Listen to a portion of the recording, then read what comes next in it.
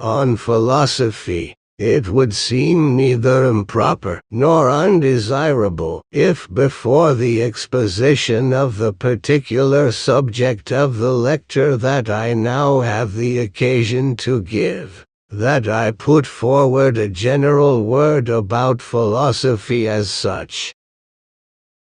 There is perhaps not one among you who has not come here with some type of idea, or at least a presentiment, of what philosophy is. Here, even the beginner will say, here those questions will be answered for me for which in all other sciences there is no answer, and that sooner or later, but always inevitably, disturb every upright spirit. Here that veil will be removed that until now has hidden from me, not particular objects, but this entirety itself, of which I feel a part, and of which the more I sought to learn of its particulars became all the more unfathomable. Here no doubt will be won those eminent convictions that maintain human consciousness aright, without which life would have no purpose and would thus be deprived of all dignity and independence. All the sciences with which I have previously concerned myself are based on presuppositions that in themselves are not justified. The mathematical disciplines progress within themselves without significant scandal. But mathematics does not comprehend itself since it provides no account of itself or of its own possibility, and as soon as it wanted to ground itself, it would with that very attempt go beyond itself and abandon the basis on which it alone can achieve its results. Besides mathematics, I have until now primarily concerned myself with the study of classical languages. I am indebted to this study for that formal exercise of the spirit that, more than any abstract logic or rhetoric, puts me in the proper state of mind to notice and to express the most subtle gradations or distinctions of any thought. I am indebted to this study for the priceless advantage of always being able to inhale directly from the great works of antiquity that spirit from which they are inspired, to elevate and to refresh my soul. Yet the more deeply I grasped and examined the construction of these original languages, the more I felt the need to penetrate to the very nature of this wonderful instrument itself which, when appropriately used, expresses thoughts with infallible certainty and, regarding sentiment, is delicate enough to reproduce its quietest breath, yet strong enough to reproduce the raging storm of the most vehement passions. Where does language 91 come from? How was it that it came into being for humanity? Where does this power come from, which this instrument creates not before its employment, but immediately in the employment itself?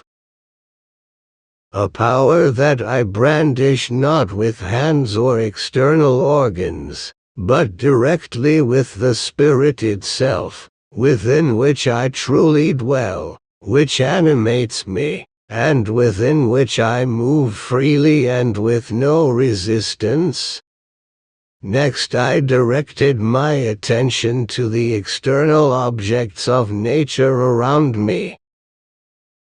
I acquainted myself with the fundamental propositions of physics, acquired the elementary ideas and concepts of the most general natural phenomena. I became familiar with the laws of gravity, of pressure, of kinetics, and I observed the effects of light, of heat, of magnetism, and of electricity. I listened to explanations of these phenomena as well. Some of these phenomena, like gravity, were attributed to immaterial causes. Others were attributed to, as one says, certain subtle or imponderable substances. Still, if I go so far as to grant that these substances and forces actually explain these phenomena, a position about which I hardly feel convinced in every regard, there is always a question that remains: from where do these substances and forces themselves derive, and for what purpose? What type of necessity do they have to exist, and why are there such things? I will grant that light consists of, or is produced by, the vibration of the ether, but what of the ether itself that fills outer space? What cause do I know to ascribe for its existence? It seems to me something so contingent that I cannot even comprehend it, and thus cannot accept as actually explained any phenomenon that depends on it. I have also looked into natural history, and if this inexhaustible manifold of colors, forms, and shapes in which organic nature appears to play already aroused my youthful sensibilities, and if I then later believed that I had detected a subtle law that for once would guide my spirit through this labyrinth, showing me the path of generative nature itself, there nevertheless remained for me always an unanswered question: why are there such beings at all? Why are there plants? Why animals? One answers me: they are but steps over which nature ascends in order to arrive at humanity. Thus in humanity I shall find the answer to all questions, the solution to all riddles. And for this very reason I am inclined to agree with those who for ages have claimed the sole object of the final science that answers all questions, the sole object of philosophy, is man. But if man is undoubtedly the culmination, and to this extent the goal of all creation and becoming, am I therefore entitled then and there to proclaim him to be its ultimate purpose as well? Would I be justified in doing this if I knew how to specify what that being, Wesen, which permeates every level of becoming as its efficient cause, had intended for him? Am I, however, capable of specifying this? I could conceive of that being perhaps as something that, initially blind, struggles through every level of becoming toward consciousness, and humanity would then arise precisely at that moment, at that point in which this previously blind nature would reach self-consciousness. But this cannot be, since our self-consciousness is not at all the consciousness of that nature that permeates everything. It is just our consciousness, and hardly encompasses within itself a science of becoming applicable to all things. This universal becoming remains just as foreign and opaque to us as if it had never had a bearing on us at all. Therefore, if this becoming has achieved any kind of purpose, it is achieved only through humanity, but not for humanity. For the consciousness of man does not equal the consciousness of nature.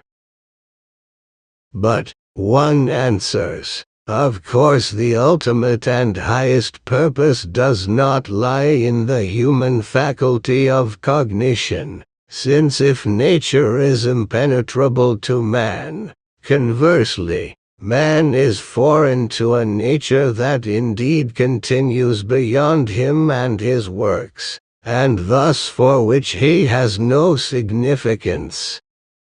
The reason for this lies precisely in the fact that man has separated himself from nature, and in the fact that, as experience shows, man was by no means merely destined to be the goal or culmination of a process independent of him, but was rather destined to be himself the originator and creator of a new process, of a second world that would lift itself above the first.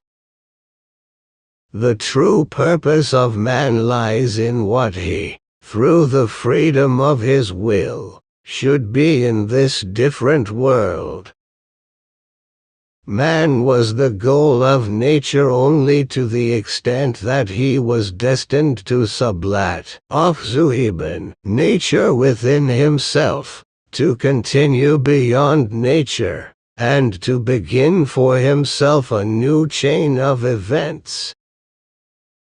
But far from hoping to be able to arrive at the true reason for the world through this deferment of the ultimate purpose, this freedom of the will, which I have conceded to man, and from which I now should expect the solution of this great riddle, itself leads to a new one that indeed is the greatest of all riddles, and plunges man into an even deeper, if possible, ignorance than that in which he previously found himself with respect to only nature.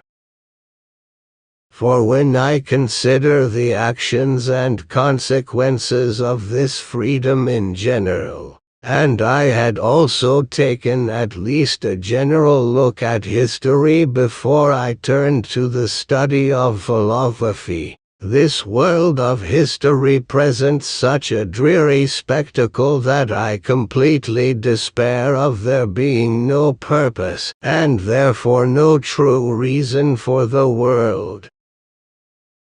For if every other creature of nature, in its place or at its stage, is that which it should be and therefore fulfills its purpose, then so much the more is man, since he can become what he should be only with consciousness and freedom, as long as he remains unconscious of his purpose and is swept along by this tremendous and never-ceasing movement we call history toward a goal of which he is not aware. He is himself purposeless, and since he should be the purpose of everything else, then through him everything else again becomes purposeless.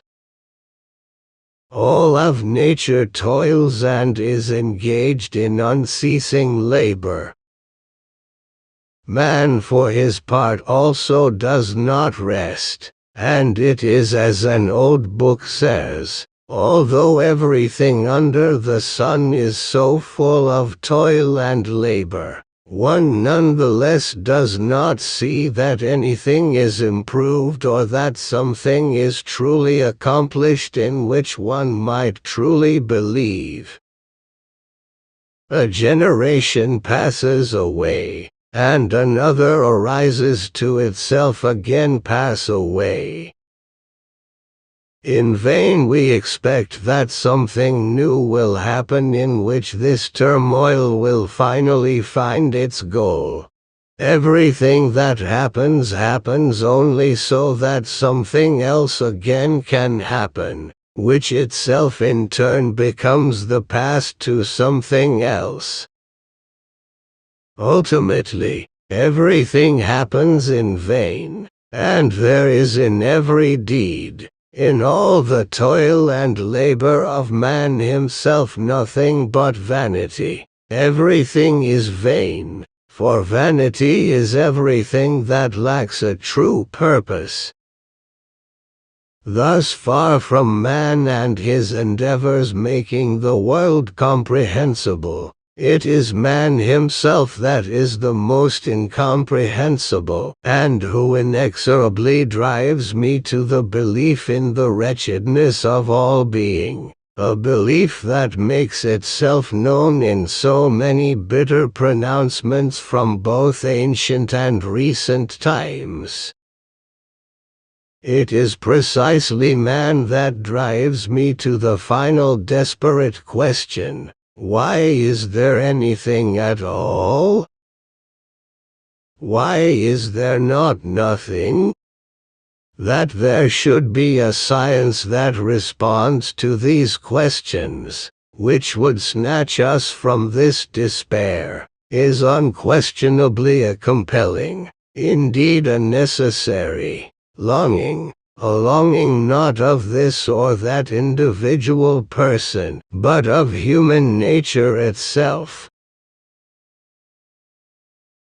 What other science should it be that is capable of this if not philosophy? For all other sciences known by man, invented or developed by him, each has its specific task, and none responds to this final and most universal question.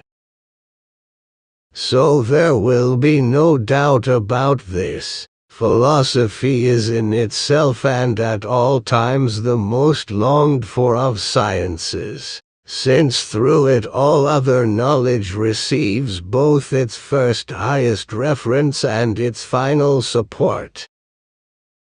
If I cannot answer this final question, then for me everything else sinks into the abyss of a bottomless void.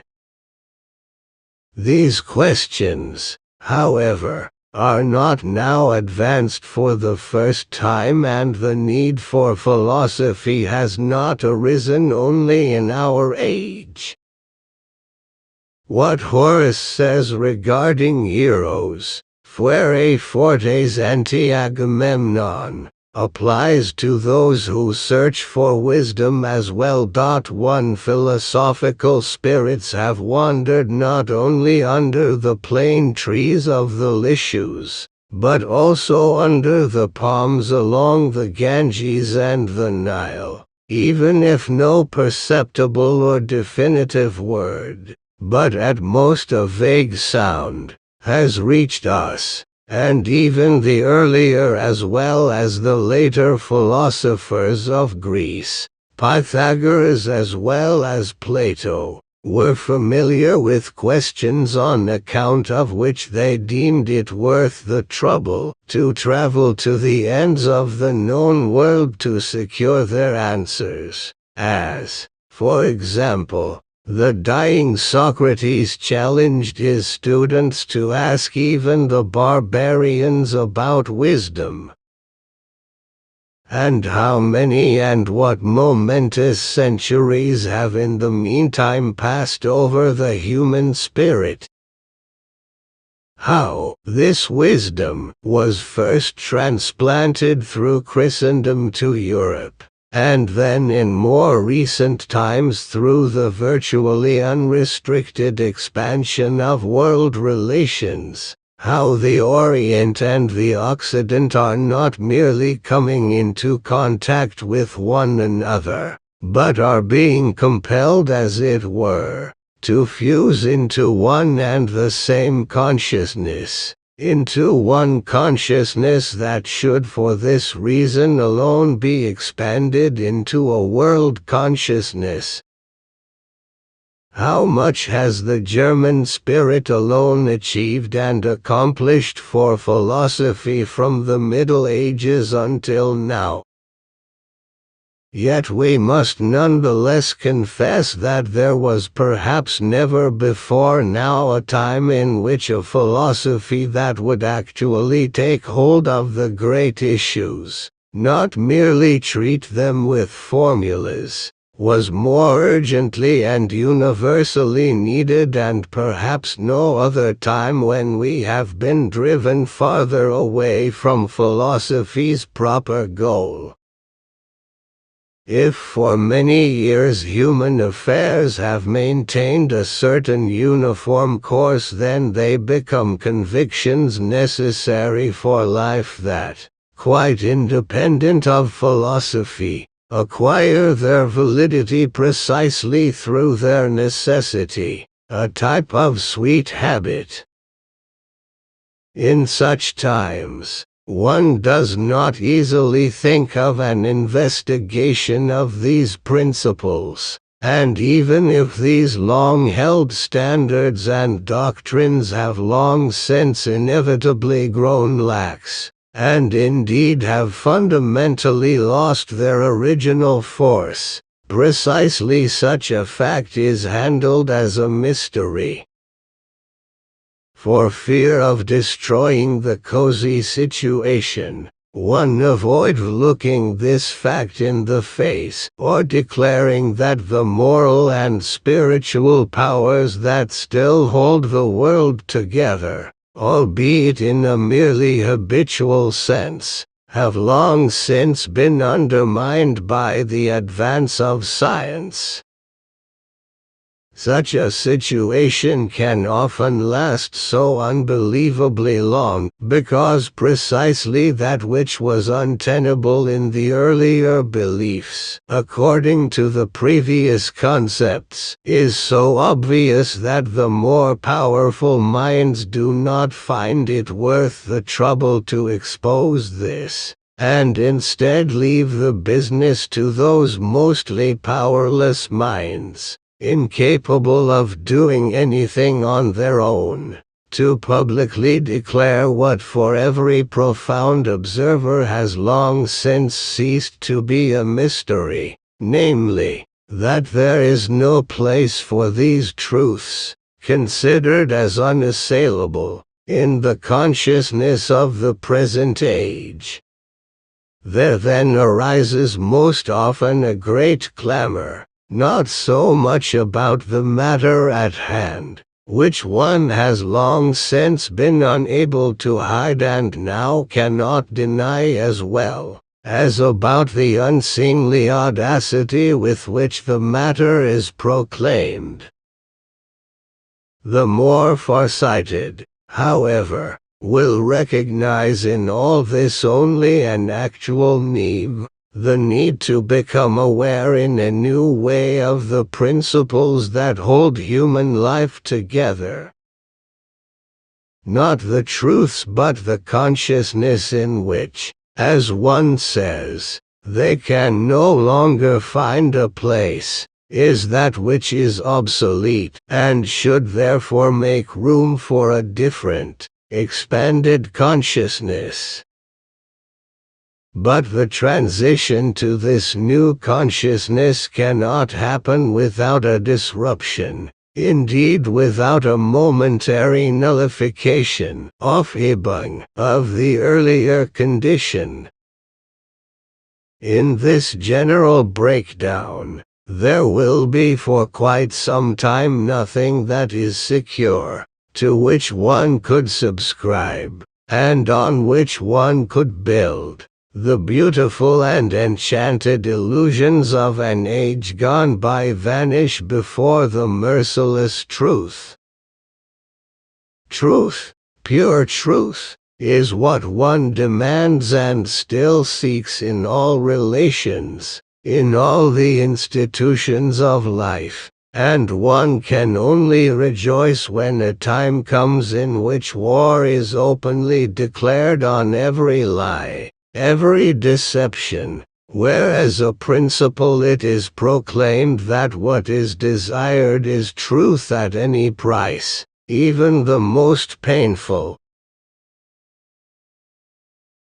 For more than the half-century since Kant's critique of pure reason, the German spirit in particular has embarked upon a methodical examination of the foundation of all knowledge, indeed of all the basic elements of human existence and life itself. Since then it has fought a fight the likes of which has never been fought with the same persistence, in constantly changing venues, or with such unrelenting ardor. And far from regretting this, one would like to call out to the Germans to hold out in this fight, and not let up until the great prize is won. For the more lurid one may portray the threatening phenomenon of our age, the discord, the disagreement, and dissolution, the more certain it becomes that the truly learned will see in all this the portents of a new creation, of a magnificent and enduring restoration, which of course would not be possible without the excruciating pains of labor and the ruthless destruction of all that has become corrupt, fragile, and worn out that must precede it. Nevertheless, there must be an end to this battle, since there cannot be, as some imagine, an endless, that is, purposeless and meaningless, progress. Humanity does not advance on into infinity.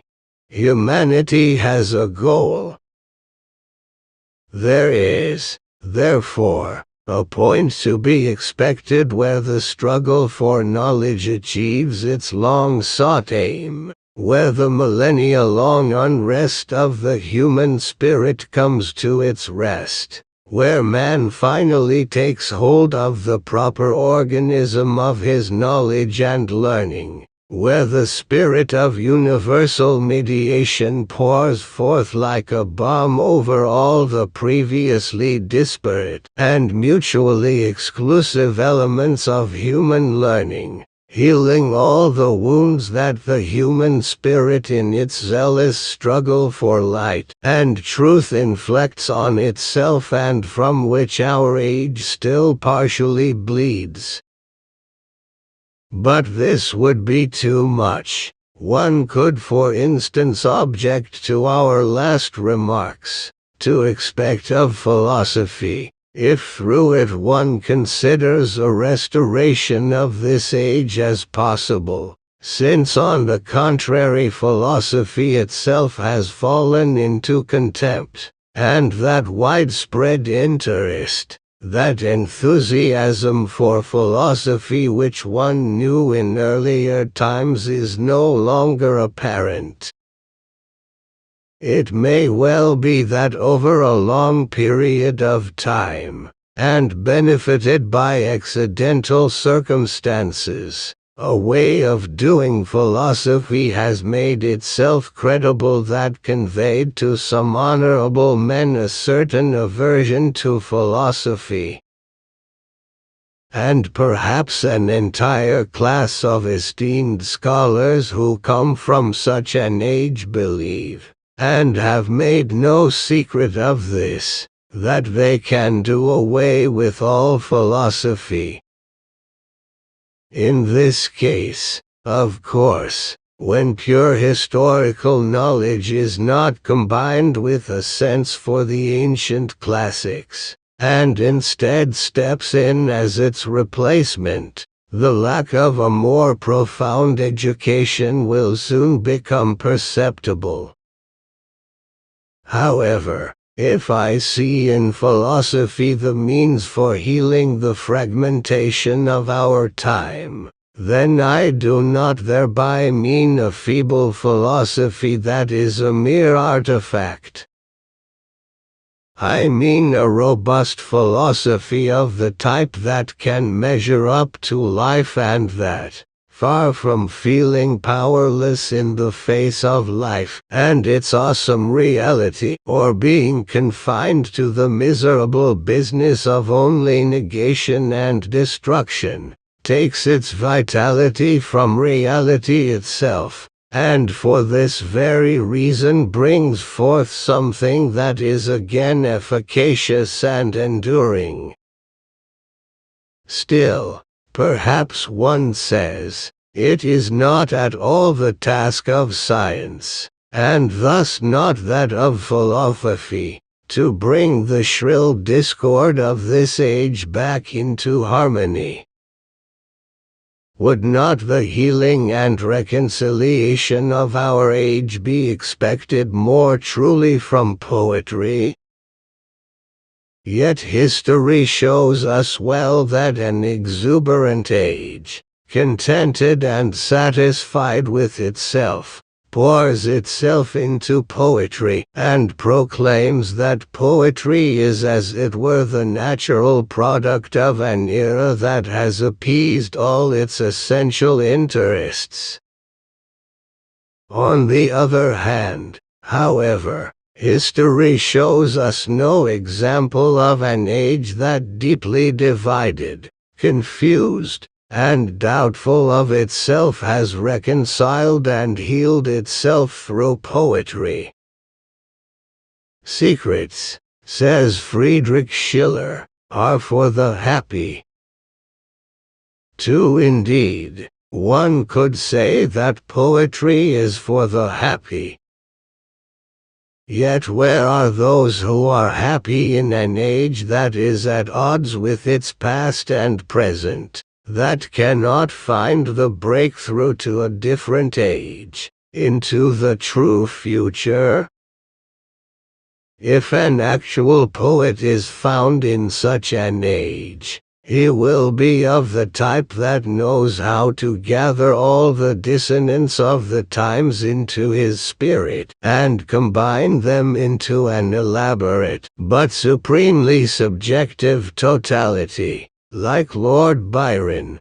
Lesser spirits will have to reach for frightful and even abominable subjects so that, in contrast to reality, poetry will still appear to be something. I do not, however, really need to speak about this. From what one hears as far as poetry is concerned, the judgment of our age, or as far as Germany is concerned, has already been pronounced by another person, and, indeed, by the type who does not think much of philosophy, but who expects a fresh and healthy poetry only as the result of political upheaval. Now this may well remain his opinion, into which I have no cause to go. I would, however, like to throw out the general question, how can one who pays no attention to such an essential element of German literature as philosophy credit himself with the ability to presage the future of German literature? For philosophy has penetrated so deeply into all the affairs of this age, and into literature in particular, it has acquired such a deep and internal bearing on poetry, that from now on, or at least for the moment, the destiny of both can only be a common one. Just as in earlier times, poetry preceded philosophy, Goethe in particular had a truly prophetic relation to this, So now a revitalized philosophy is destined to bring about a new age of poetry, if only because it returns to poetry its necessary foundation, namely those momentous themes in which our age has lost faith, because it has long since lost all understanding for such matters. To be sure, a decent teacher of philosophy does not first anticipate objections to the intended effects of philosophy from others. It is his duty, once he has shown the edifying side of philosophy, to reveal the dismal and offensive side of it as well, so that no one deceives himself. And but a glimpse into its recent history provides adequate material for melancholy reflections on philosophy. This is because until now there has been no way to philosophize, or, as one otherwise says, none of the different philosophical systems has been able to survive over the course of time. I contend that it is also the duty of the teacher to reveal this side of philosophy, which repulses more than it attracts. For whoever considers how many people have shipwrecked on this rocky sea, how some with no vocation for philosophy have consumed the best years of their life, emptying their very soul in the fruitless and foolish pursuit of philosophy, who, without mentioning the desolate halls of prehistoric schools of wisdom, wander among the weather-beaten tombstones of former doctrinal systems. Whoever notices, closer to our own age, how scholasticism, which remained throughout the entire Middle Ages in possession of an almost exclusive domination, and was still favored by the leaders and teachers of both churches in the time of the Reformation, and how in the 17th century, with no great resistance, it was suddenly and so completely defeated, if not in the schools then nonetheless in popular opinion, by Descartes, who, because his work, however, was still too immature to be called philosophy, caused one to become ungrateful to all philosophy, and it required nothing less than the entire stature of a Leibniz to partially restore philosophy's honor. Whoever considers how no less than the brilliant Leibnizian system, in the form provided it by Christian Wolff, dominated the German schools for quite some time, yet had nonetheless all but disappeared, and counted only a handful of scattered followers when Kant's critique of pure reason systematically put an end to it, or even how it was earlier forced to capitulate to a shallow popular philosophy lacking foundational principles and a guiding star. Whoever considers how again the last philosophy mentioned, the so-called critical philosophy, which for a long time enjoyed a nearly unlimited, one could even say tyrannical stature, and how these days it is scarcely known and still less understood by many who glorify philosophical studies and knowledge, and how it has, in particular, lost any influence on all the great questions of life. Whoever considers how the dynamic Fichte, the founder of transcendental idealism, whose appearance worked like a bolt of lightning, who for a moment more or less inverted the polarities of thought, but sadly, like a bolt of lightning, again disappeared, and how in the contemporary consciousness of the German people the site could still scarcely be found on which he then constructed his system, so that one would find it difficult to make clear to his successors the fundamental ideas of his doctrine. Whoever then notices how after a period of exhilarating activity, where the successful sublation Aufhebung of the antithesis between the real and ideal world appeared to abolish all the limitations of previous knowledge, so that one law led through the world of nature and mind, and how in those days nature itself also appeared to adapt to this new knowledge, through a series of brilliant and illuminating discoveries that followed the first observation of galvanism, as when, to use an expression of Goethe, a true heavenly knowledge appeared to descend. Whoever then notices how after such an era a new darkness nonetheless follows, and what began great ended small. Whoever observes and considers all of this, truly, may well be filled with melancholy at the vanity of all human struggle for that highest knowledge that is demanded by philosophy. He may well find only a profound, if bitter truth in those words that Goethe puts in the mouth of the negative spirit in his Faust. Oh, believe me, who for many thousand years have chewed upon this hard repast, that from the cradle to the grave no human could the old Sordu digest. 15. Believe me also, this whole universe has only for a God been fabricated.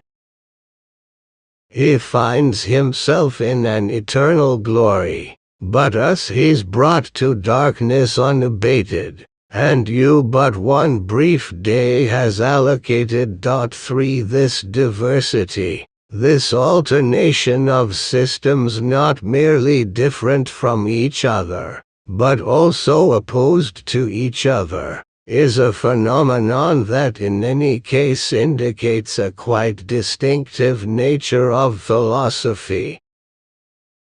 And if we do not avoid recognizing this nature completely, precisely this phenomenon must be brought into our considerations, and, where possible, it must be comprehended from the nature of philosophy itself. One cannot avoid this diversity of philosophical systems by somehow saying that every philosophy is nonetheless still philosophy, just as every type of fruit is fruit.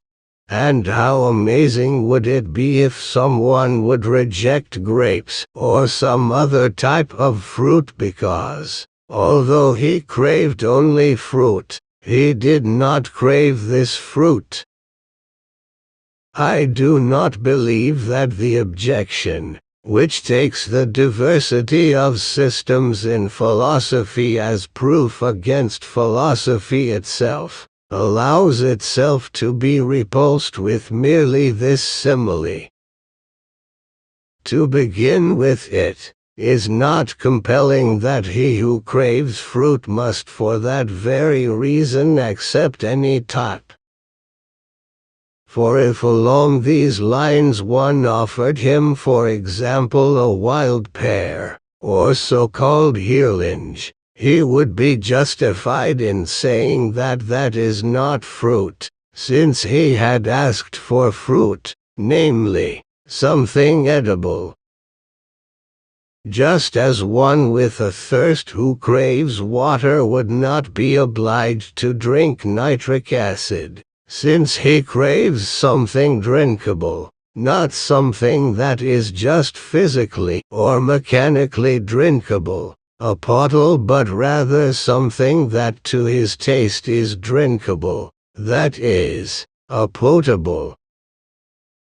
Second, it is just not compelling that we have a craving for philosophy in general. This would be like those fathers or guardians who direct their wards at the university to study philosophy, regardless of which kind, since after all it belongs to a proper education to also know something about philosophy, or, at the very least, to receive some practice in logical and dialectical argumentation, so that, as one says, the mind will in general be put in order. Everyone, however, wants to know something about philosophy.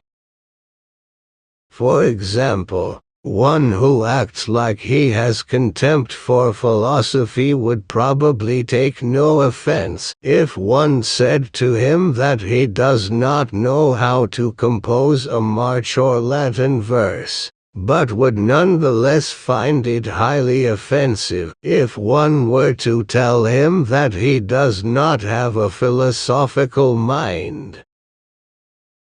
But if it be allowed for one to say such a thing, if someone did not want or intend to speak simply about philosophy in general, but to present the philosophy that is, and thus also endures, such a person would be the most inclined to let all previous developments have a just hearing, since they all must find their goal in the true philosophy. Such a person would feel the greatest reluctance to arouse the opinion that those attending his lectures should be prepared exclusively for some one system, and should be intentionally left in ignorance about all the other standpoints that lie outside that position, or should only be told of them in a partisan manner.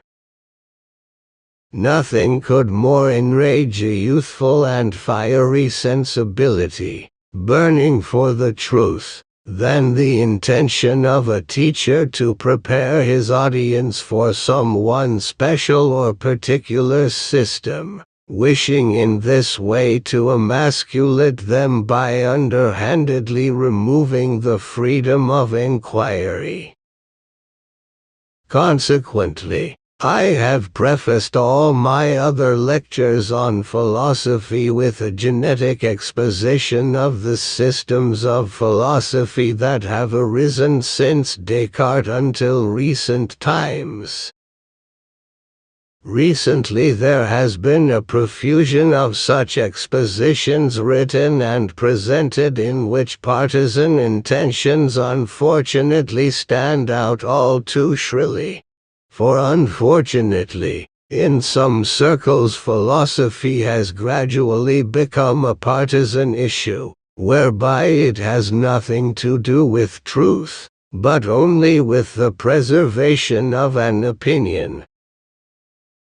In this lecture series I will restrict myself by beginning with Kant, or more accurately speaking, with the old metaphysics that serves as the foundation of the Kantian philosophy. This old metaphysics was not a system in the sense that one speaks of systems since Descartes. But just as in Germany, for example, one speaks of a common German law, so too was the former metaphysics to a certain degree the common German philosophy predominant in the schools. This was a metaphysics that continued to hold its ground even after the appearance of these systems, since the entire system, for example, the Cartesian, was never incorporated into the common philosophy, but rather, at most, into their individual components. For this reason I will begin with the old metaphysics in order to show how, as the result of a necessary development, philosophy had to reach the point that it, just as its negative and positive facets distinguished themselves, would also realize that in the joining of these two facets it would finally discover its complete and altogether satisfying conclusion.